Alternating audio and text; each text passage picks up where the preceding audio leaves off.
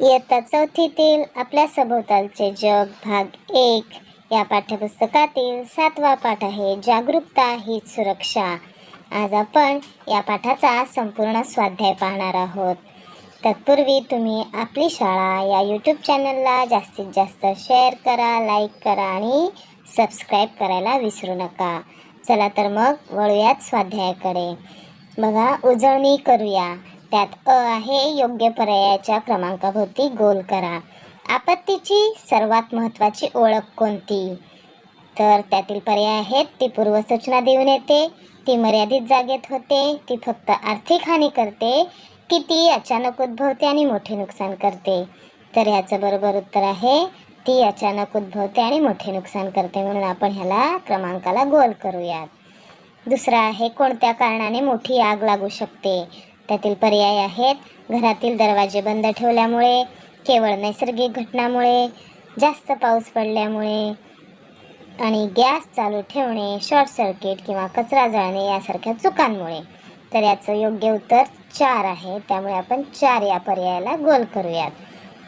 पुढे तिसरा आहे, खालीलपैकी कोणत्या वस्तू लहान मुलांपासून दूर ठेवल्या पाहिजेत?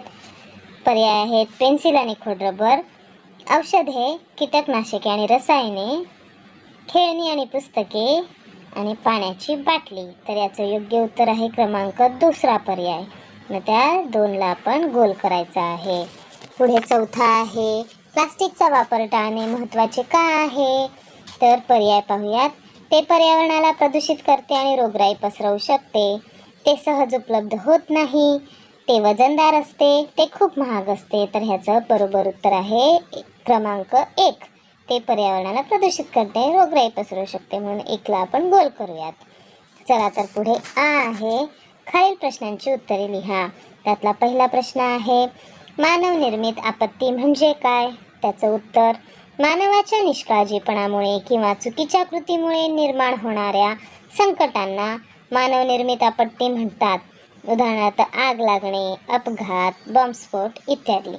दुसरा प्रश्न आहे, शॉर्ट सर्किट होण्याची 2 कारणे लिहा। त्याचं उत्तर आपण लिहूयात। 1 आहे, विजेच्या तारांवरील आवरण खराब होणे किंवा फाटणे, आणि दुसरं कारण आहे, एकाच प्लगमध्ये अनेक उच्च क्षमतेची उपकरणे जोडल्यामुळे ओव्हरलोड होणे। आता तिसरा प्रश्न आहे, आपण बसमध्ये प्रवास करत असताना आजी आजोबांना बसण्यासाठी जागा का द्यावी? याचं उत्तर आहे, वृद्ध व्यक्तींना वाढत्या वयोमानामुळे जास्त वेळ उभे राहणे कठीण जाते, तसेच चालत्या बसमध्ये त्यांचा तोल जाण्याची शक्यता असते, त्यामुळे त्यांना सन्मान आणि आधार देण्यासाठी आपण आपली जागा त्यांना द्यावी। ई आहे, विचार करून उत्तरे लिहा। त्यातला पहिला आहे, तुमच्या वर्गात काही विद्यार्थी रोज डबा प्लास्टिकच्या पिशवीत आणतात, तुम्ही त्यांना प्लास्टिकचा वापर टाळण्यासाठी कोणत्या नवीन कल्पना सुचवाल? त्याचं उत्तर लिहूयात। डबा आणण्यासाठी कापडी किंवा ज्यूटच्या पिशव्या वापरण्यास सांगेन, प्लास्टिकमुळे पर्यावरणाची होणारी हानी समजावून सांगेन, डब्यासाठी धातूचा म्हणजे स्टीलचा डबा वापरण्यास प्रोत्साहन देईन, जेणेकरून वेगळ्या पिशवीची गरज पडणार नाही। नंतर त्यातला दुसरा प्रश्न आहे, अचानक कोणी तुम्हाला असा स्पर्श केला की ज्यामुळे तुम्हाला अस्वस्थ वाटले, अशा वेळी तुमची पहिली कृती काय असेल आणि का?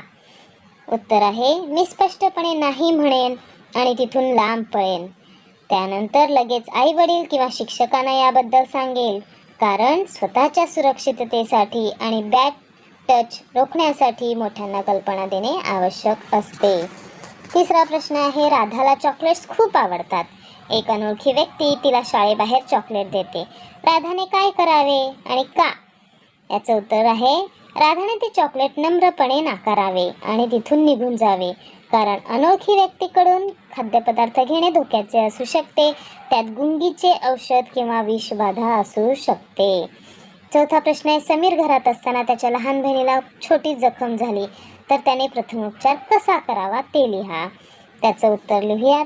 सर्वात आधी जखम स्वच्छ पाण्याने धुवावी, रक्त येत असल्यास कापसाने हलके दाबून धरावे, जखमेवर अँटिसेप्टिक क्रीम उदाहरणार्थ डेटॉल लावून बँडेज पट्टी बांधावी। त्यानंतर ई आहे, सुरक्षा नियम बुकमार्क म्हणजेच वाचन खूण तयार करा। आता इथे तयार कसं करायचे आपल्याला इथे नियम दिलेले आहेत। पहिला आहे, आयताकृती कागदाचा एक तुकडा घ्या, त्यावर वेगवेगळ्या ठिकाणी पाळायचे सुरक्षा नियम लिहा आणि चित्रे काढा. उदाहरणार्थ रस्त्यावर झेब्रा क्रॉसिंगवरूनच रस्ता ओलांडा किंवा सिग्नलचे पालन करा. आणि तिसरं, बुकमार्कला रंगीत स्केच पेनने रंगवून स्टिकर्स लावून किंवा सजावट करून आकर्षक बनवा. हे बुकमार्क मित्रांना भेट द्या, त्यामुळे त्यांनाही सुरक्षा नियम लक्षात राहतील. तर अशा प्रकारे आपण बघा इथे चित्रात दाखवलं आहे त्याप्रमाणे तुम्ही काय करायचं आहे, हे बुकमार्क बनवायचं आहे आणि एकमेकांना भेट द्यायचं आहे. चला तर मग अशा प्रकारे आज आपण या पाठाचा संपूर्ण स्वाध्याय पाहिला. अशाच नवनवीन व्हिडिओसाठी आपली शाळा यूट्यूब चॅनलला नक्की लाईक आणि सबस्क्राईब करा. चला तर मग धन्यवाद.